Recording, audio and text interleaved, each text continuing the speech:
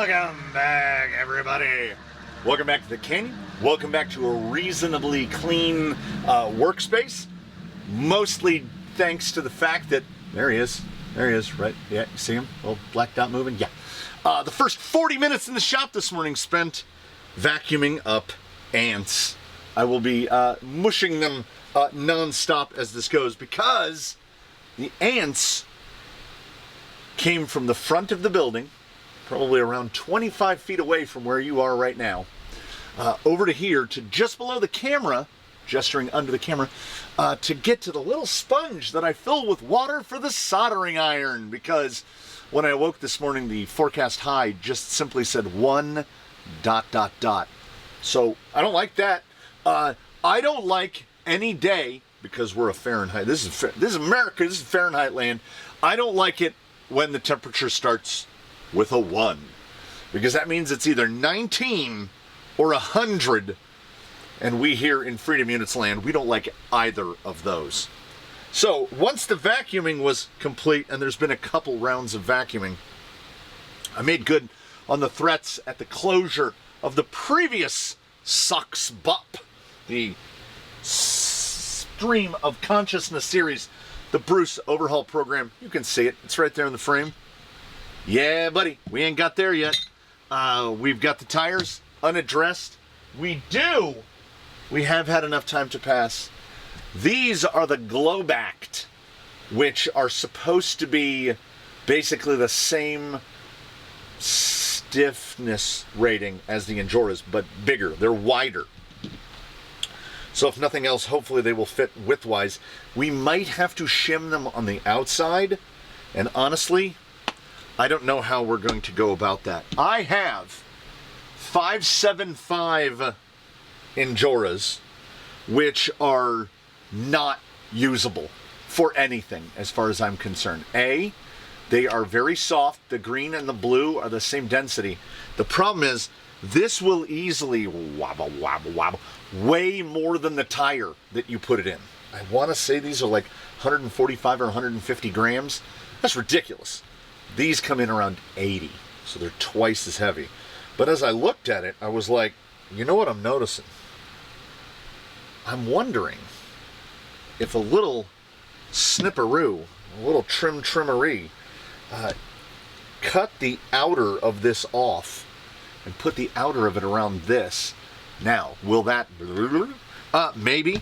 Right here we've got the tube of Alec-P, silicone specific glue.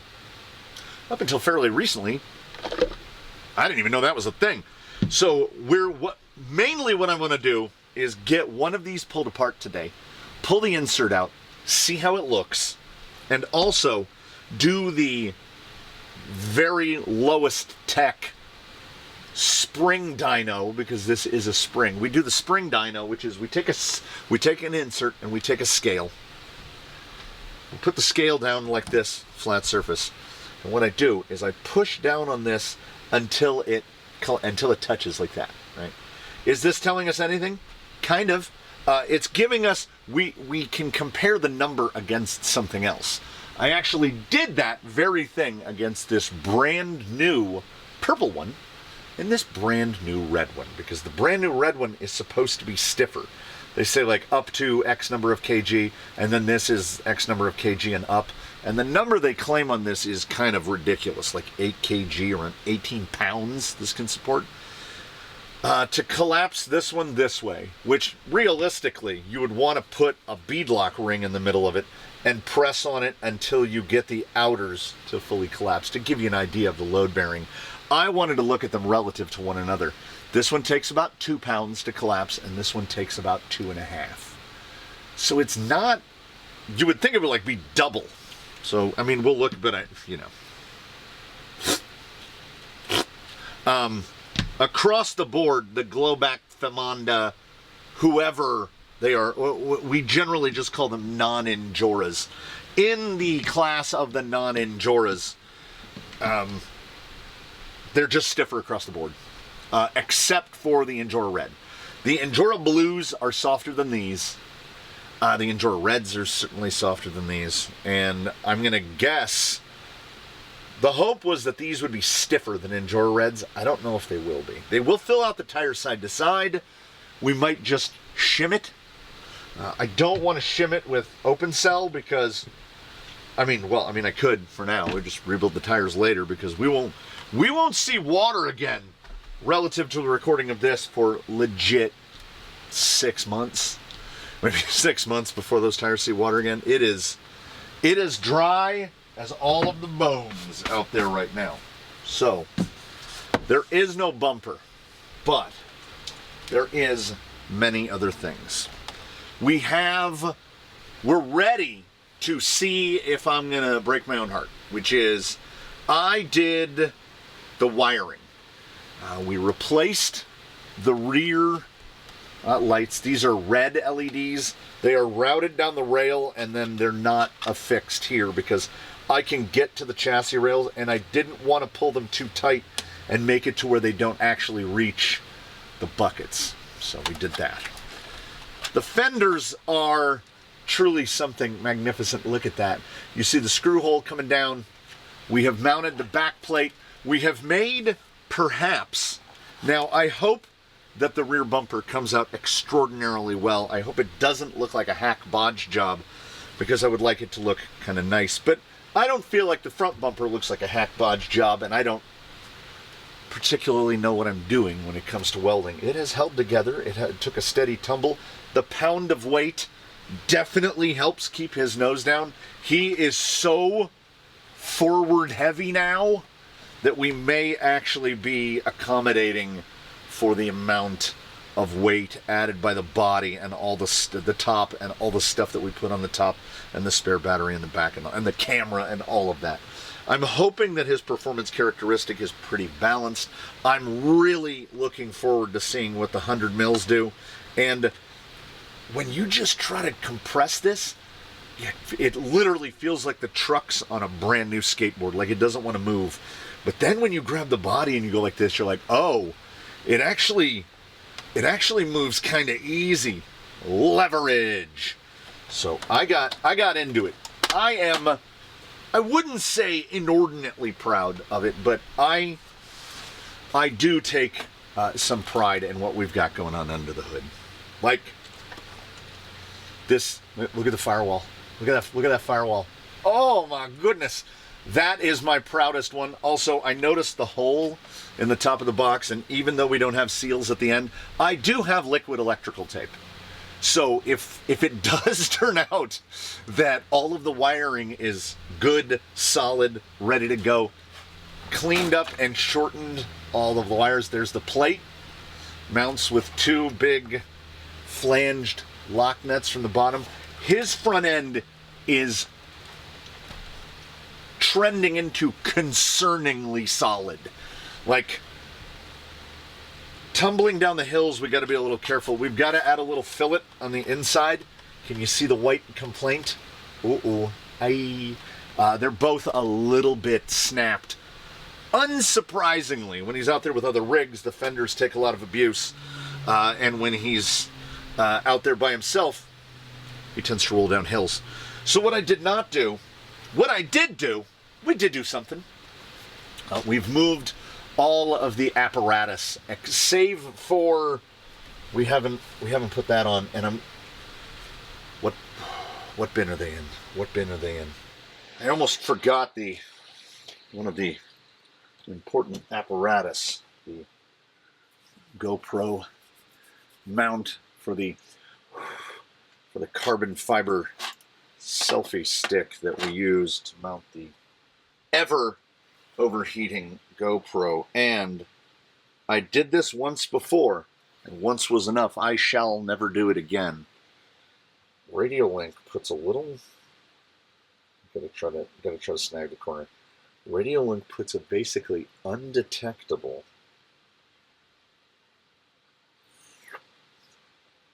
I'm not saying that at a point in the past I adhered one of these to that little thing that just came off in a roll, and then when I went to use the camera it fell off.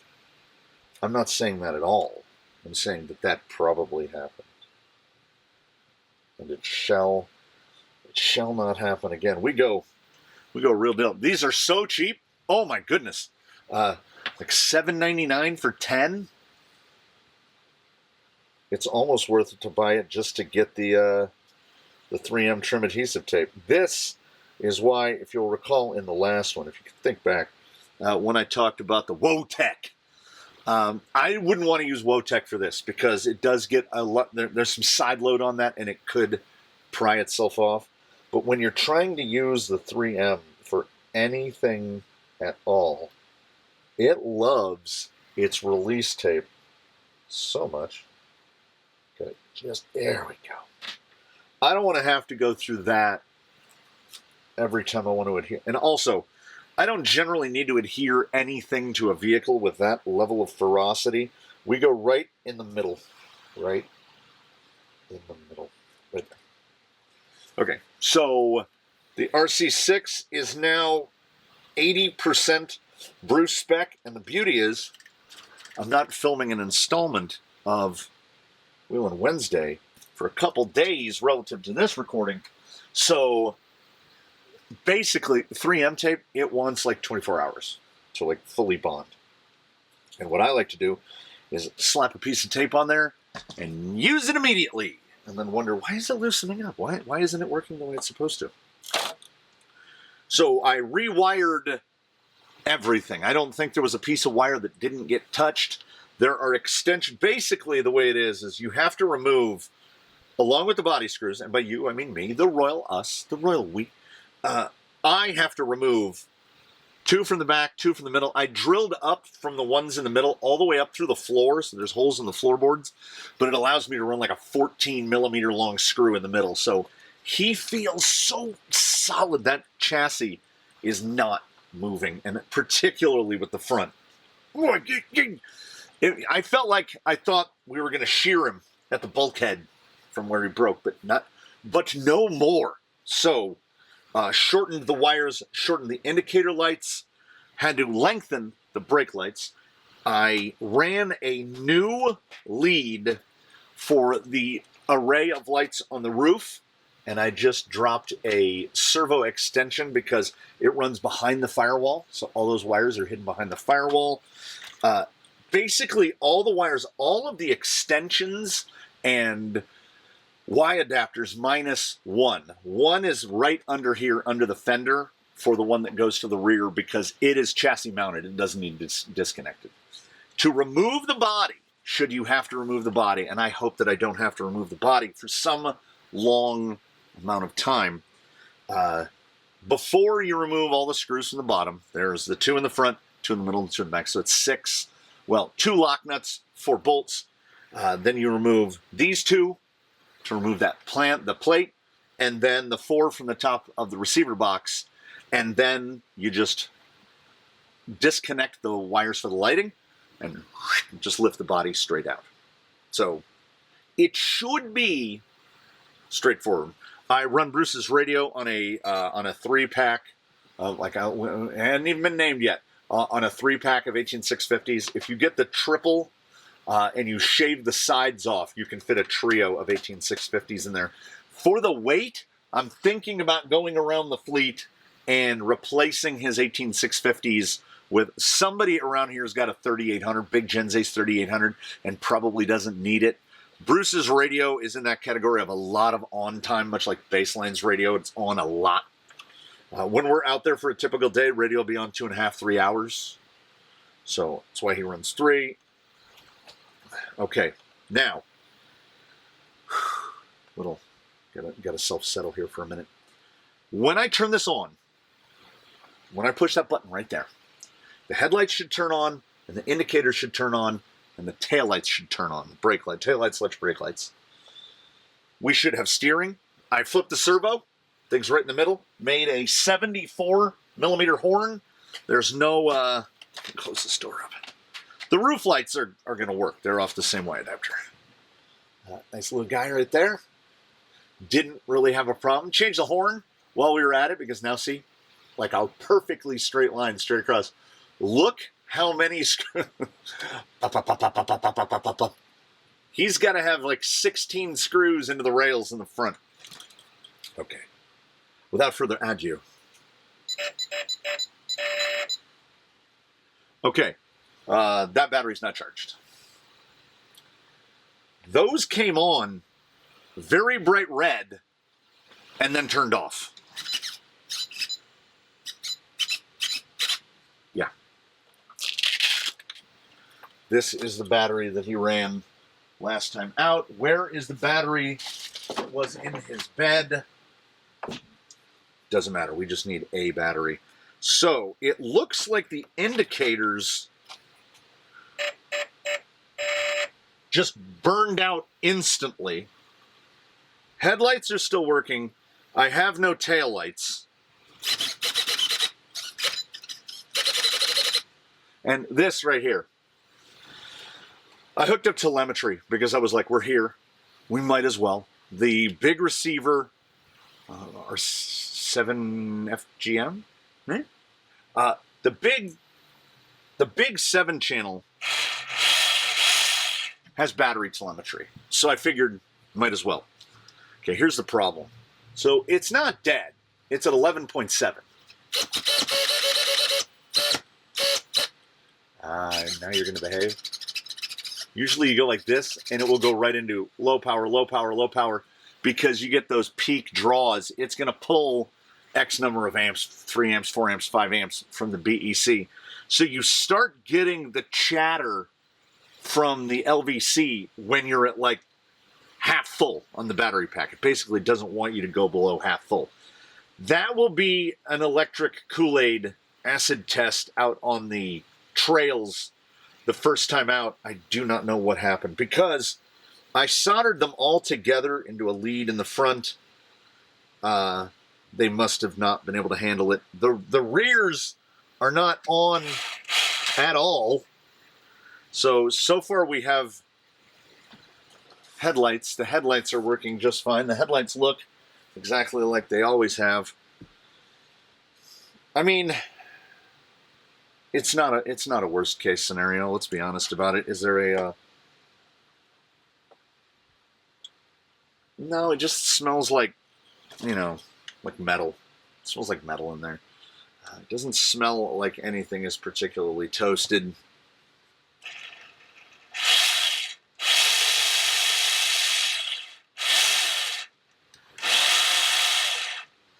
Everything sounds good. Everything sounds good. Am I going to worry right now about all of the lights? No. Honestly, I just wish the taillights worked. Taillights and headlights. If the indicators don't light up, I'll have to deal with it. They came on, I'll see it again in the edit, and I'll go, oh no. They came on very bright red for just a moment, which means probably overvolted. And I think I know exactly why that is.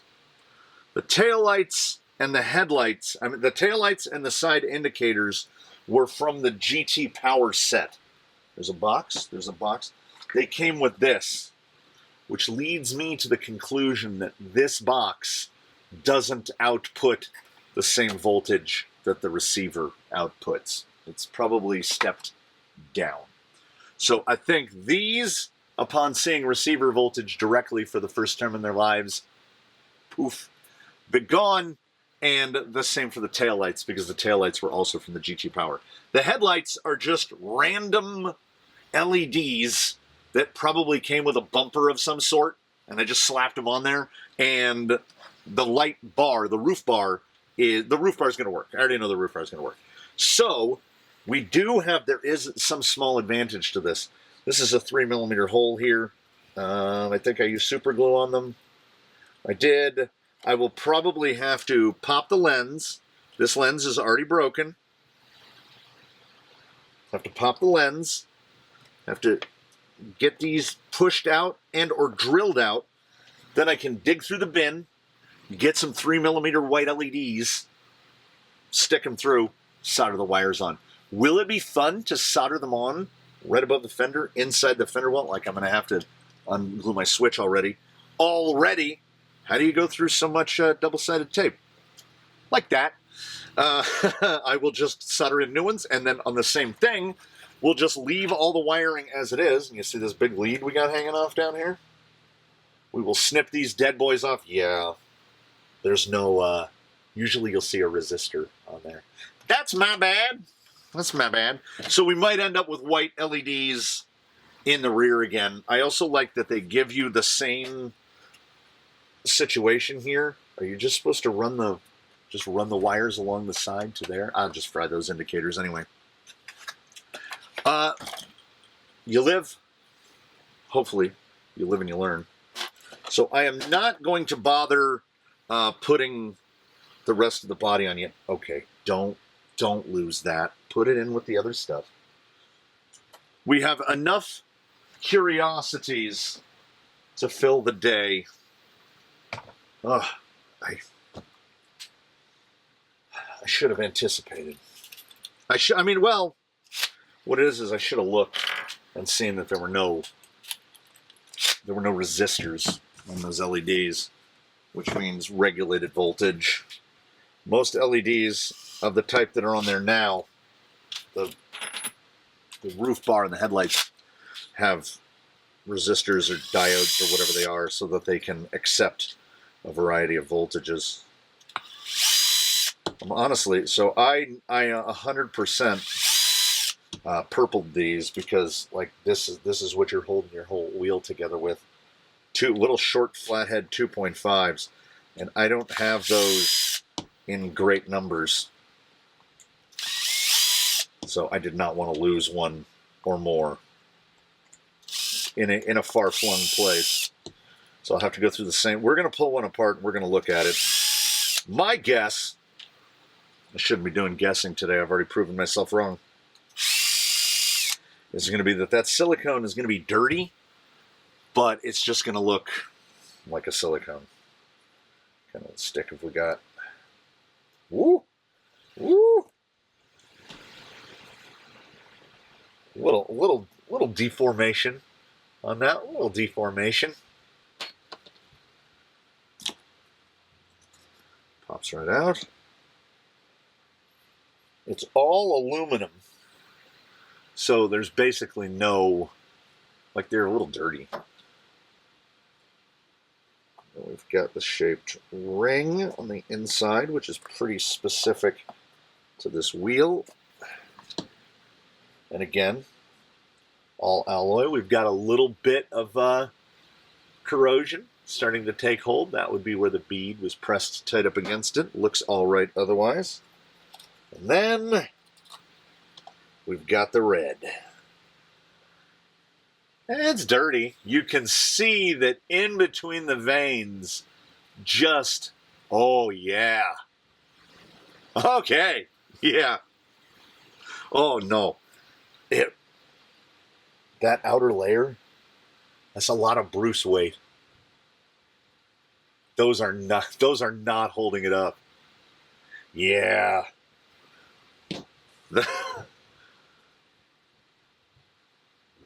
You know, you could probably, I'll let you know right now. 3/8 inch backer rod. If you have a home improvement warehouse of some place, of some sort near you, you can get this much of that for about $3. And what you would do is you would stick it in here, which is not going to be fun. We'll stick it in like that, and then I'm going to snip one off, and I'm going to see about how long it is. Then it's going to stop that. It's going to stop that crush down. So I'm only going to do a couple of these because then I want to see.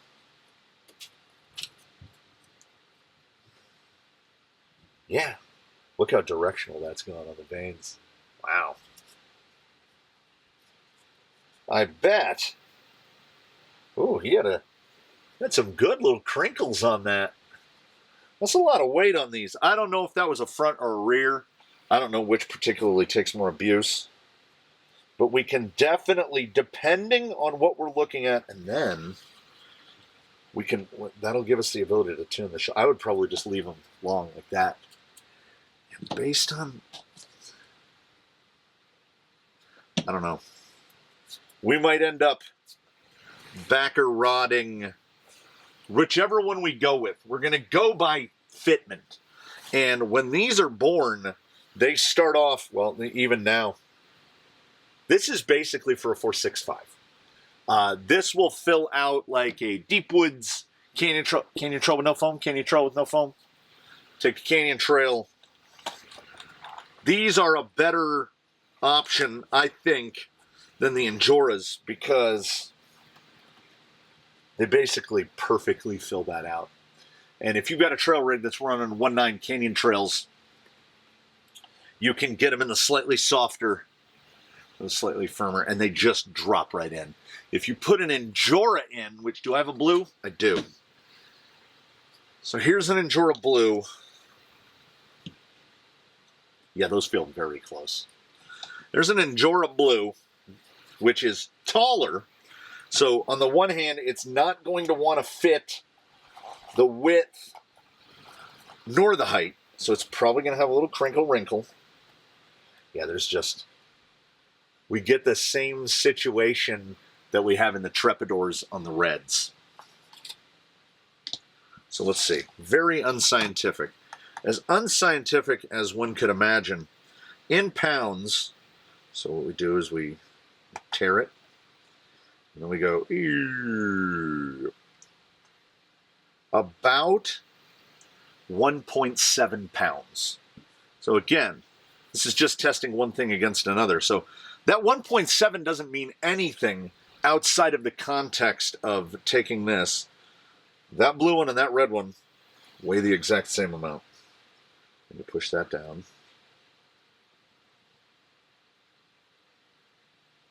Right about 2.2. And I think the silicone has undergone some smashing. This is heavier. Not surprising, it's wider. Okay, that one is about 2.3. That one weighs the exact same amount as that one. Makes sense. Okay. Wherever I weighed it before, the scale must not have been level, because this is about 2.7. So it is certainly the stiffest of the group. Let's pop this inside out and see what we're looking at. But it's dusty. It's dusty and that's it. No one would know. No one would know how many miles are on these. I need to emphasize and then overemphasize. If I simple greened these and cleaned them up, you'd be like, how many miles are, how long have you been using those tires? They look brand new. The GA Trepidor is the perfect tire for the FMS FJ40. It's not even close. It's at 5-inch size, which is inexplicable because it's too big for Class 2. You're not going to competitively operate this tire in a Class 3. Yeah, that is too much. Too much bag. This feels great. So we need to outer shim it. Now, fridge foam is our usual go-to for that. But I think fridge foam would get obliterated, right? We're talking about an open cell foam. Like, that takes no effort to crush. So we would have to have like a triple wrap around the outside, and it's just going to get pounded into dust. What are we doing? What are we doing? All right, if I didn't apologize for it before, I apologize for the... there's probably a proper noise floor in here today. We got old Rusty Swampy going full blast. We got the fan redirecting the air into my little corner cubby. You'll notice some little shards. You'll notice what's going on. So I took one of these big bad dogs. It is even easier to cut this than you'd think it would be. And this is a 2.2. And I can trim this down. And this is already getting used. This is already getting used. Because 2.2, the Canyon RT. We ran these on the wife's G-Wagon for some amount of time with just the stock foams that came inside of them. These are probably mostly dissolved at this point. Bam. Just trim it to width. And the way I do that is really high tech, because it doesn't matter how fine you get the edges. I take a board and I smash it down flat like that, and I just pull a razor knife along the edge, and I will cut all 4 of these down, and we'll put them in there, and then the wife can have her 2.2s back. She's on 1.9s right now. Oh, those foams feel real bad. Those foams feel real bad.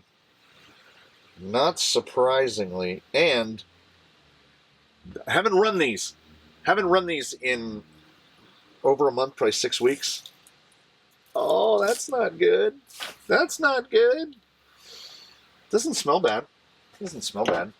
That's okay. It's relatively fresh. But yeah, open cell foam, when it gets a hold of that water, that's the foam's water now. The Ep.3 professional liquid. This is a super glue. This is cyanoacrylate 1000%. That's got something else in it. It's got something in it, because the tip of this finger, can we even see it? Yeah, it is.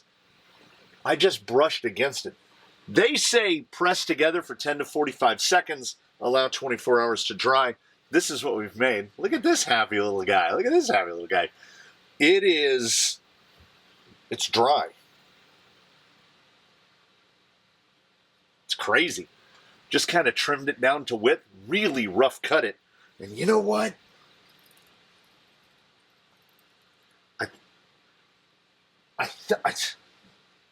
I feel pretty positive about it. We're not going to wait any number of hours. Yeah, that. If you have any thoughts of, I mean, did we basically just make a cut and shut insert? Kinda. If you have the idea in you that this is something you might want to try, pick up a bottle. The Ep.3, which is a really weird name. Oh, yes. Yes! My only worry was that a vein would collapse over, and, well, we got to get a little bit more. Now, hopefully, that insert is not going to make it more difficult. We might be seeing a wheel change. We might be going back on silvers. We've still got the Trail Vintage in there, because this insert is so much wider that we're nowhere near the lip. It's much wider than the ring. And if it was a more conventional type of beadlock, I'd think we could, well, current conventional. This is more in the old style. I think we'll be all right. We got to get a couple locked in. And if we can get a couple locked in, then all I have to do is repeat this process 3 more times. Can I squeeze it? Yeah, we'll be fine. We'll be fine. But we're not fine. We're not fine yet. We need the purple. We need a bag. We need something to squirt the purple on. Part of an Amazon bag will do us just fine, as long as the wind doesn't blow it away. No loss. This is a situation where 100% we're thread locking those. Put this back off. They broke loose nice and easy. I feel that's because the purple probably didn't survive all the way, but there was just enough. What is it? Something about ions? I can never remember. Threadlock only works on metal because there's some sort of loose ions in it. makes them align with each other. I don't know. I just know that in general, avoid using thread lock on plastic. It will not end well because it will break the plastic down over time. Now, if you get some thread lock on your plastic parts, nylon parts, whatever, it's not going to kill them. Can make them brittle over time, but not just from like superficial contact. To see anything really negative, you're going to have to like put like what I just did, put thread lock in the holes. And I guess, I don't know, I guess the thread lock is looking, it's hunting down those ions and it can't find them. So what are we going to do? We're going to get this one put together. It is not light. It definitely has, I mean, we'll hold it up against another one. We've definitely got a profile working here. I do not want to see any bead pop at all. What are these, 8 bolt? 3, 4, 5, 6, 7, 8. And clamp, what I generally call RC 4-wheel drive style. You can be putting the 8th one in and the bead goes, yeah, I'm done. I'm out. I'm out. So I don't think these are going to need any backer rod. We're a little on the over stuff because realistically we need about 3 or 4 millimeters per side. To flesh it out to the size of the trepidor. This is much taller. I've got control in what shape I cut the corner vein. So I left it a little more beefed out.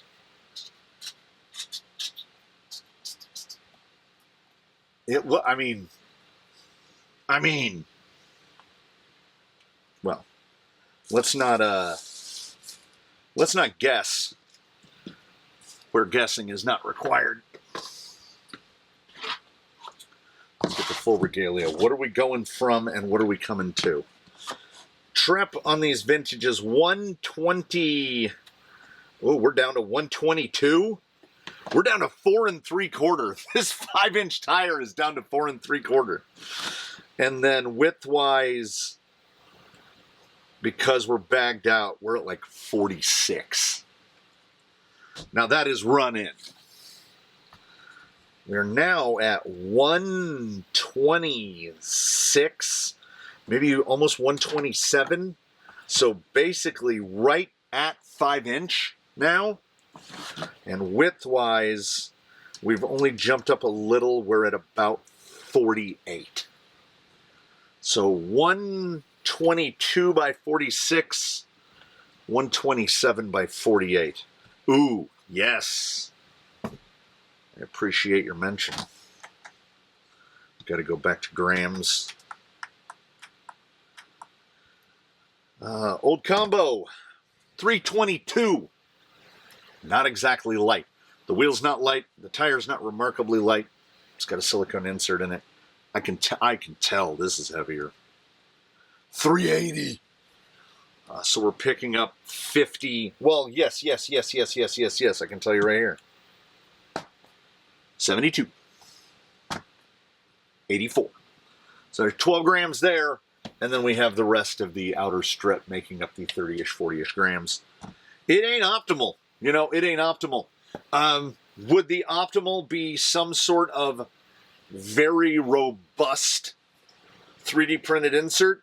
Sure, but they're going to get broke down, just like these poor guys got broke down. It almost legit, it basically feels like a blue. This is a fairly new blue. This is a red with some time on it. Also, I think that the inversion layer, which is what I'll be calling this, the inversion layer, I think, is going to resist that the thing that makes people not like silicones beyond the weight and also makes them not like 3D printed, because you're basically riding vein to vein. A foam is just surface contact all the time. As you go over something irregular, the foam is constantly just deforming around that surface, right? Whereas when, this one would be the easiest to see, when it goes over, see how these just collapse away? It's more like a tank. So it's driving on these. So what you have is you have points of, like, the rigidity there and there is much higher than here. So you're rolling on sine waves. And honestly, I think this will do that a little less, because it's just got little flappies. It's got little cilia on the outside of it. For the moment, I am on board with this. Until something arises, it is très super. It's very super glue. So, you know what I gotta do. We're gonna put this guy on. Pro tip, if you have assembled a combo, put it on. This will prevent you from building the passenger rear tire twice.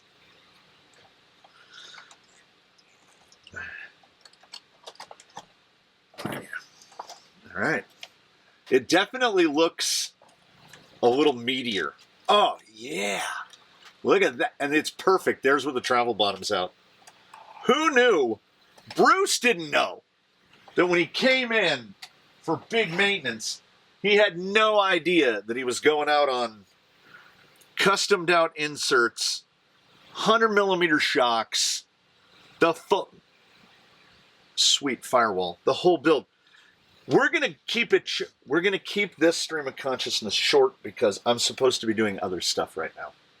I'm avoiding obligations so that I can work on Bruce some more. But once I get 4 tires on him, he can go back and sit in his garage and he won't be clogging up my whole bench.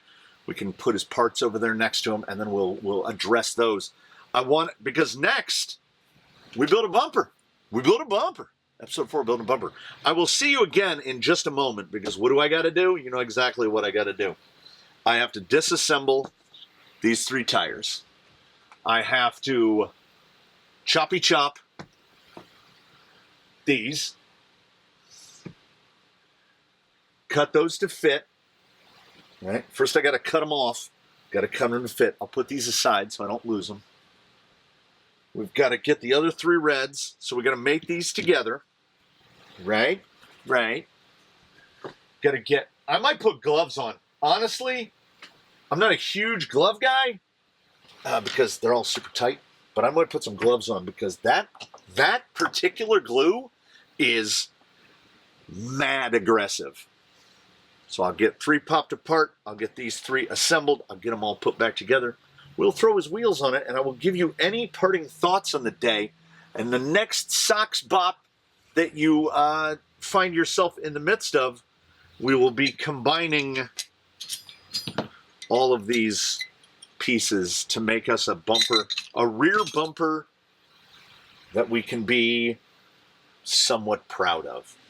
So 100% gloves. Put gloves on. Also, there's a bunch of spots on here now. Put down a piece of cardboard, something. This stuff will go everywhere. I don't even know if it's 100% necessary. The doing 3 more took about the same time as doing the first one. Look at these. They've got that been in the ocean look to them. And they've basically been pummeled to the rigidity of blues. So, I mean, I might run them through the dishwasher. She won't know. She won't know. we'll run them through the dishwasher and put them back into service somewhere. The beauty of the silicone is the set of these guys, reds, were 16 bucks. I think I paid 22 for the others, so we're looking at $38. But we got 2 sets out of that because the cut down blues, which were useless, are going to go into the 2.2 Canyon RTs. And then these guys, honestly, they feel pretty close. Pretty close. And that is still under the cost of, well, because let's just split it in half. $19. I mean, the Trepidors are $33 a pair. So for inserts, we're doing just fine. The others actually mounted up pretty easily. Once you get this lip locked in, well, I think a big part of what's assisting us is these tires have already been, quote unquote, trained. They've been mounted to these wheels for some time now. So I just go in a crisscross and everything already thread locked. Everything looks like it's going to go together just fine. Bonus here.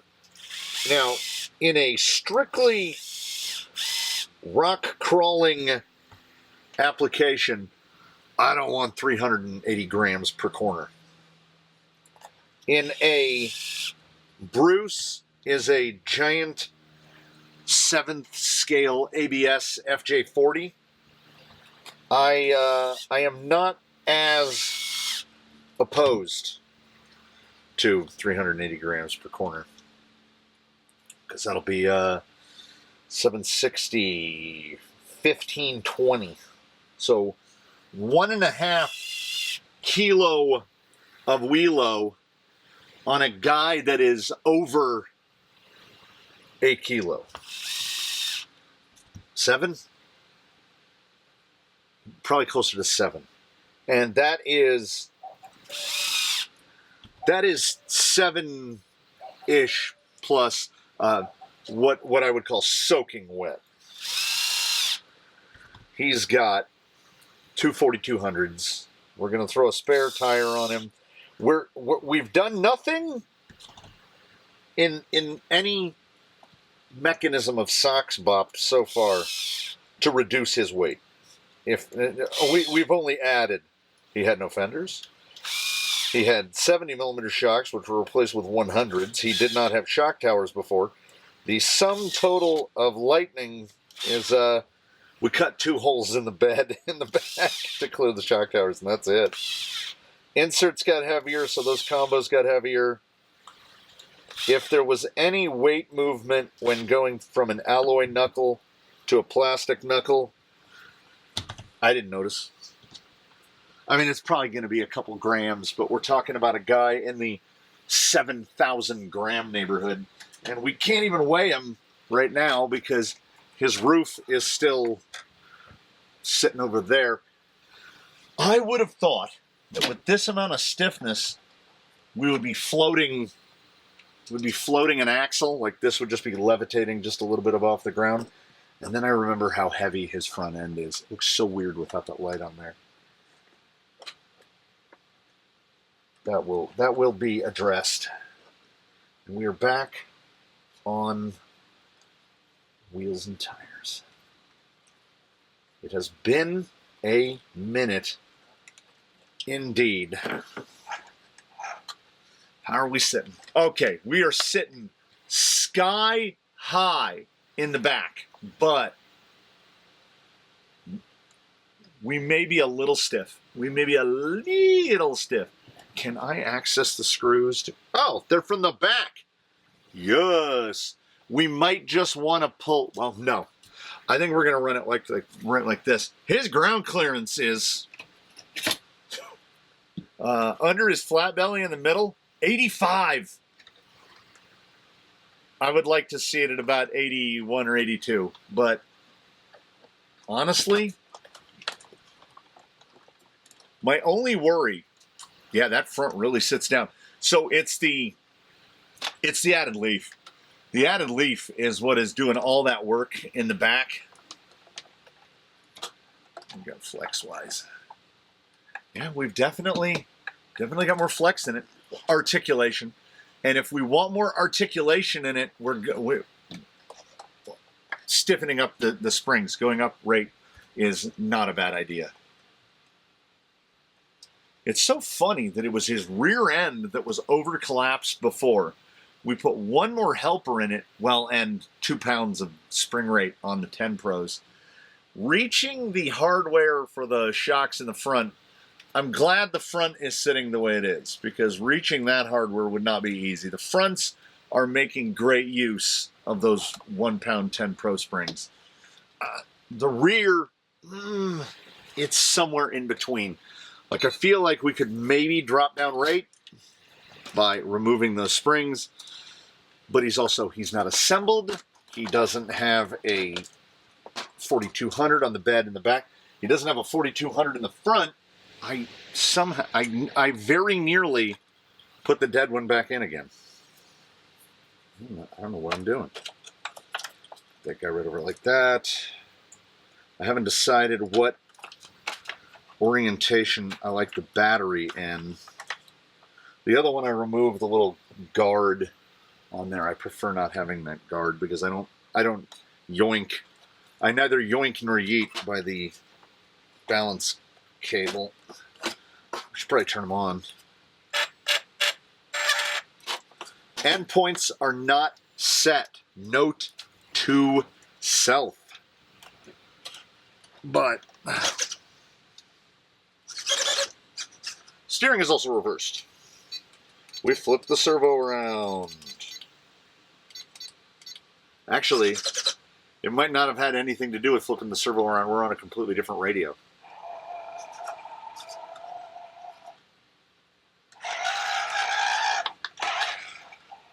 So we've got a not straight situation, which is most likely drag link.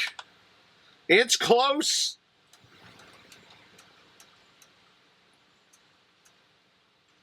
All right, we'll see. We'll see. We'll see if the wanderlust changes at all. Get those endpoints set.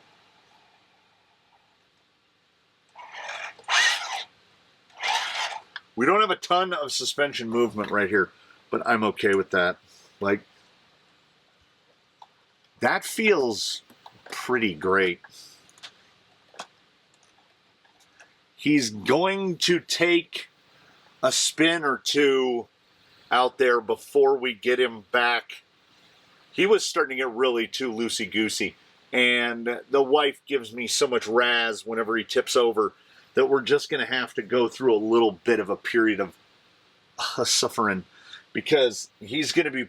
I feel like we're probably going to do some more tipping. I feel like he's also going to ascend better, and I think his behavior on the rocks is actually going to be a little better, because when he gets into those points of the roll, you know, like when we get that big transfer like that, I don't know. That additional weight, that additional spring rate out back might not be an outright negative. We'll probably want... We'd probably want it like this, because I like to counter out Colin's weight a little bit with that pack. We'll probably get that pack Velcroed in right there. Next time round, we'll get the body locked down,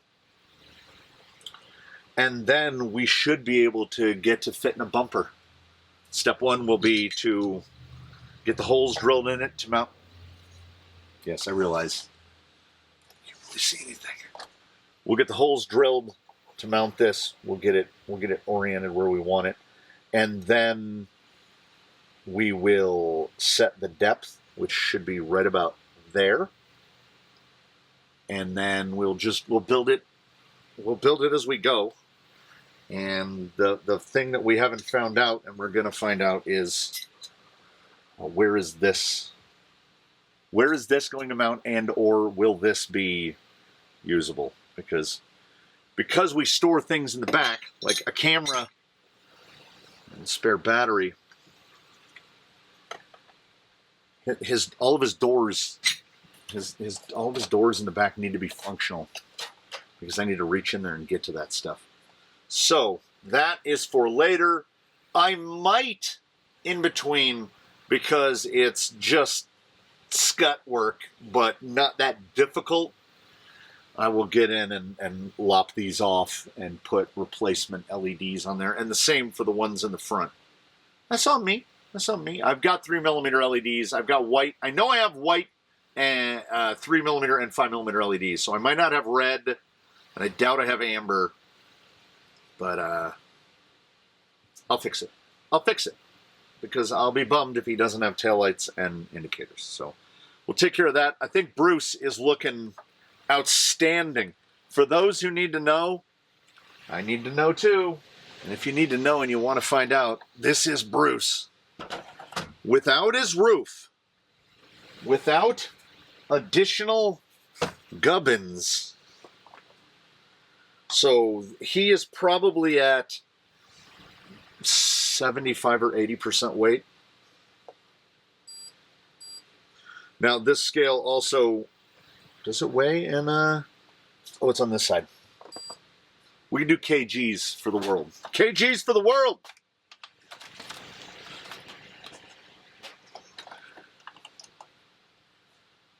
Five and a half. 5.5 kgs. 12 pounds, 2 ounces. How do you get him so heavy? Do you have a Victor? All of you know Victor? Victor is a 460mm ruler, 18 inches long.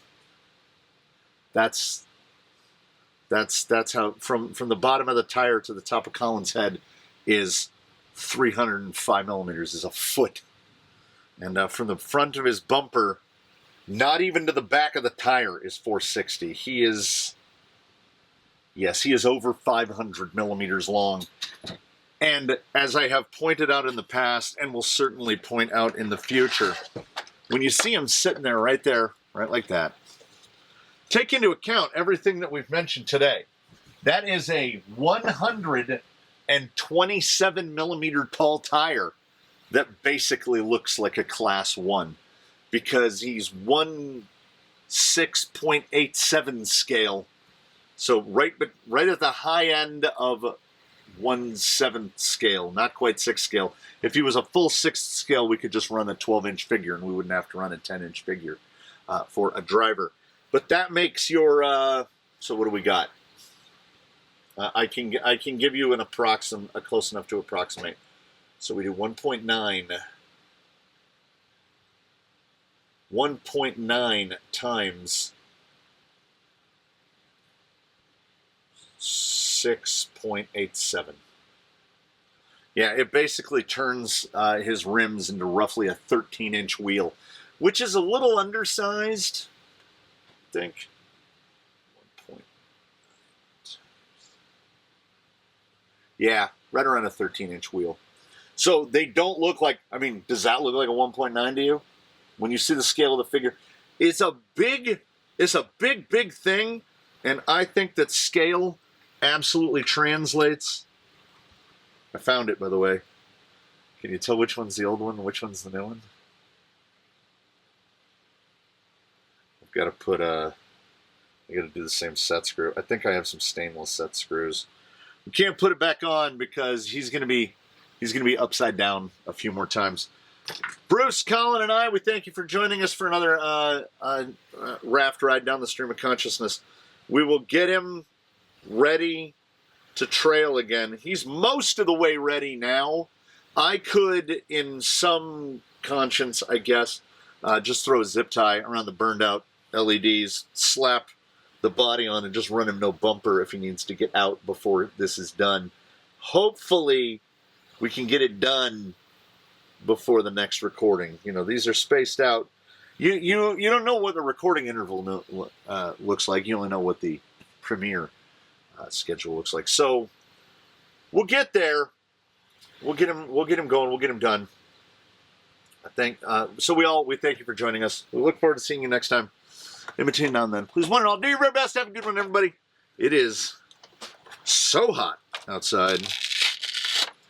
I don't even want to go outside to walk back into the house. But we haven't constructed a Colin Furs-esque tunnel, so we've got to go through the raw environment to make it back into the house. Thank you so much, everybody.